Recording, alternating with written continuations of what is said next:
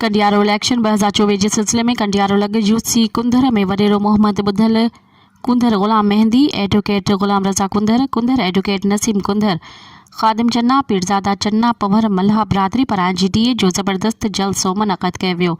भरपूर आजिया पाकिस्तान मुस्लिम लीग नून NA 205 जे उम्मीदवार Syed Asghar Ali Shah GDA, PIS 32 जे उम्मीदवार सैयद ज़ोहेब अली शाह, सैयद डॉक्टर अहमद अली शाह ऐं ॿियनि गॾु आयल मुअज़्ज़िज़ महिमाननि खे तमामु बहितरीन आजियानो ॾिनो वियो, जंहिं ते उम्मीदवारनि पारां शुक्रियो अदा कयो वियो।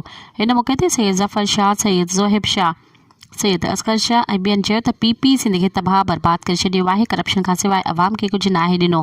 बरसाति दौरान माण्हू मानी लाइ परेशान हुआ, जंहिंजो घर तबाह थी विया।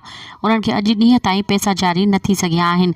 हिन दफ़े वोट जे सही इस्तेमालु करे उन्हनि करप्ट हुकुमराननि खे ॿुधायो त तव्हांजो ज़वालु अची वियो आहे। ॿिए तरफ़ ॻोठाणनि पारां GDA जे उम्मीदवारनि खे वोट ॾियण जो वचन कयो, जंहिं ते उम्मीदवारनि पारां शुक्रियो अदा कयो। मज़ीद ख़बरनि ऐं तफ़सीलात लाइ विज़िट कयो असांजी वेबसाइट www.awamiNewsHD.com ऐं ॾिसंदा रहो अवामी न्यूज़ HD।